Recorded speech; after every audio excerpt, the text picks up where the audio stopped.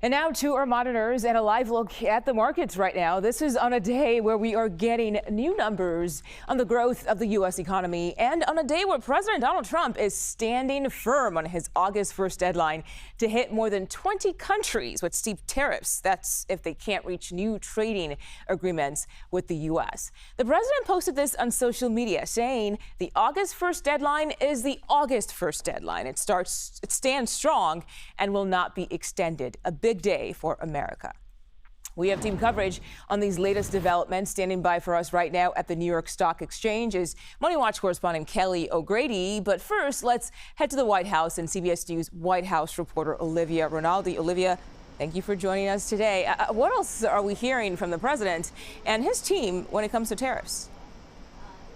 Well, Mugo, not only is the president standing strong on that August 1st deadline, but he also made an announcement today about India. Now, this is one of the U.S.'s largest trading partners, and the president says that they're going to be paying a 25% tariff on imported goods into the U.S. That was a bit of news today from the president. He went on to call out India, who he says has been a friend of the United States, saying that they have some of the largest or the most strenuous and, quote, obnoxious non-monetary trade barriers of any country. So the president calling on them to really lift any of those trade barriers with the United States. And that number, 25%, was quite notable, given that the fact that the president has made trade deals with other countries ranging from about 15% to as high as 20% in some cases. And why 25%? Take a listen to what Kevin Hassett, who's the director of the National Economic Council, told our Nancy Cordes just a short while ago here at the White House. How did you settle on a 25% rate for India? And what's that going to mean for a country like India that exports more goods to the U.S. than any other country?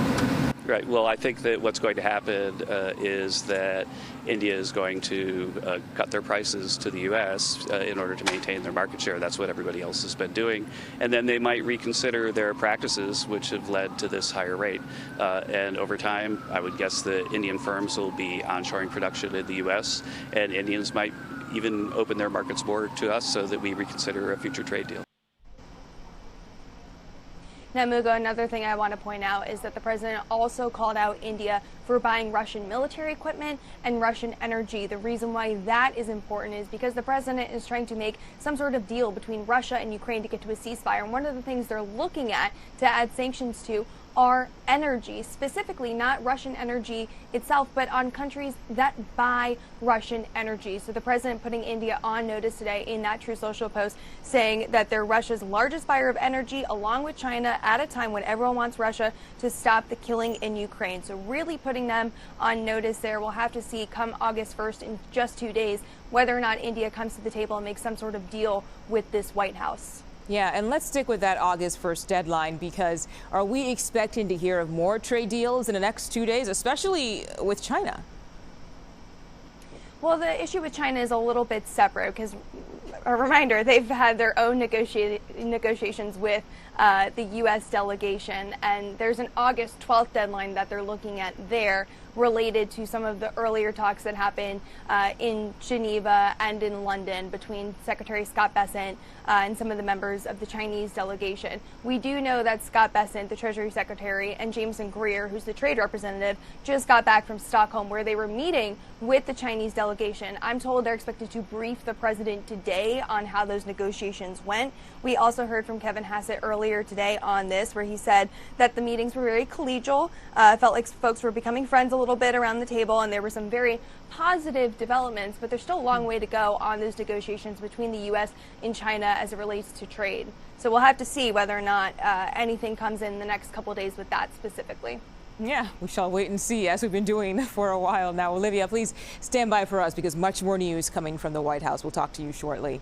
But right now, let's get to CBS News Money Watch correspondent Kelly O'Grady. She's live at the New York Stock Exchange for us. Kelly, good to see you again. We're talking 25% tariff on Indian imports. Can you break down what this could possibly mean for U.S. consumers?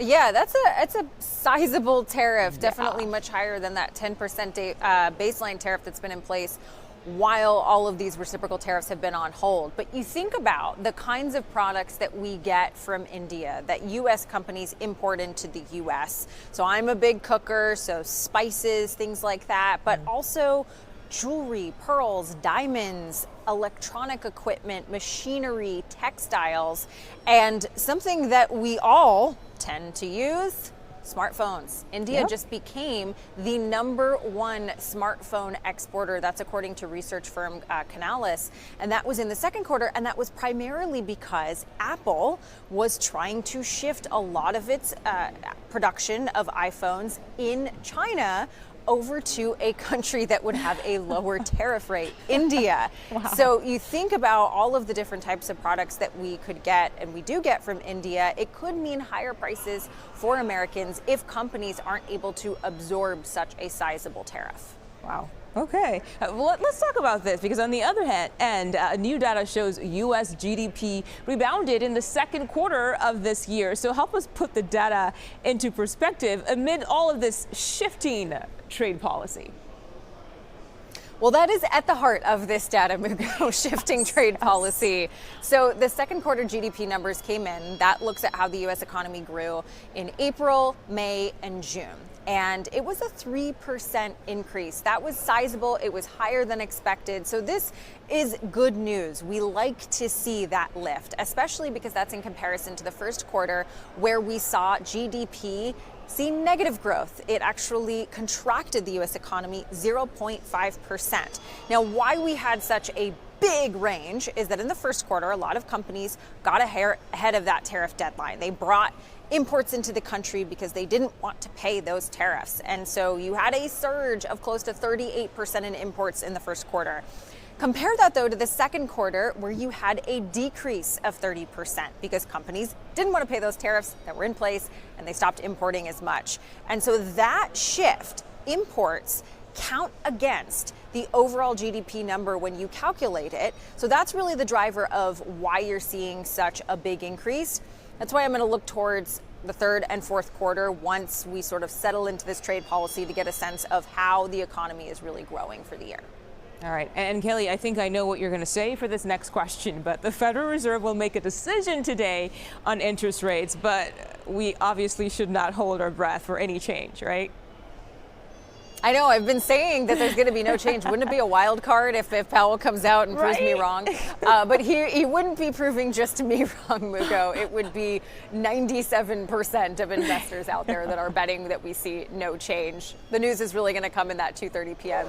Eastern presser, where reporters are going to ask Chair Powell questions about the pressure from the White House, as well as when we could see interest rate cuts. So if you're a betting person, Mugo, no change today. All right. Kelly O'Grady at the New York Stock Exchange for us. As always, thank you so much for joining us on 24/7. And now let's get back to Olivia Rinaldi at the White House, because Olivia, on his way back from his trip to Scotland, the president answered more questions on the story that just seemingly will not go away anytime soon. And of course, that's about Jeffrey Epstein. So what exactly did he have to say? Well, the president shed more light on exactly what led to that falling out between him and Jeffrey Epstein, the convicted sex predator. We learned that we always kind of knew, and the president had said, that the reason why they had falling out was due to something that had happened at his Mar-a-Lago club down in Palm Beach, Florida, and it led to Trump kicking out Epstein from the club. The president, though, gave a little bit more details about this yesterday on Air Force One. Take a listen to what he had to say here. When I heard about it, I told him, I said, listen, we don't want you taking our people, whether it was spa or not spa. I don't want him taking people. And he was fine, and then not too long after that, he did it again, and I said, out of here. Mr. President, did one of those stolen, persons, that include Virginia Jeffrey? I don't know. I think she worked at the spa. I think so. I think that was one of the people, yeah. He stole her.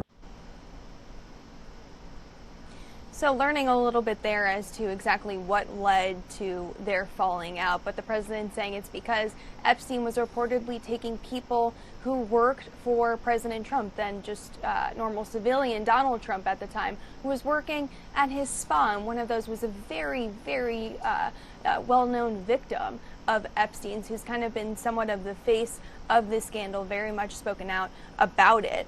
So quite notable there that the president is shedding even more information about his relationship with Epstein, with all of these questions about the Epstein client list. And of course, as there's pursuits from the DOJ to get more information from Ghislaine Maxwell, who was an associate of Epstein, who was convicted and serving jail time for her actions related to the case. So Mugo, very, very notable that he's still willing to talk about it with all of these questions. And Olivia, real quick, I'm just curious here. Do we have any idea where that stands right now? Because obviously the DOJ questioned her, I think it was 2 days and for a very long time. Is that now just done and over with, or has anything new come out of that? Well, we're waiting to see if there's anything the DOJ will be releasing about, as you mentioned, those very long interviews that they had with Maxwell. We know that yesterday Maxwell had sent a letter to House Oversight Committee saying that she's willing to talk to them, but she's asking for either a pardon or immunity. So there's a lot at play here on many different fronts related to this case. Several investigations from Congress, from the DOJ and the White House. Also, we have that lawsuit against the Wall Street Journal for a report that they made about President Trump's relationship with Epstein around the time of his 50th birthday. Right. So there's a lot more information, a lot more digging that seems to be happening related to this case. All right, we'll see if anything new comes out anytime soon. Olivia Rinaldi at the White House for us. Thank you so much today for your reporting. I appreciate it.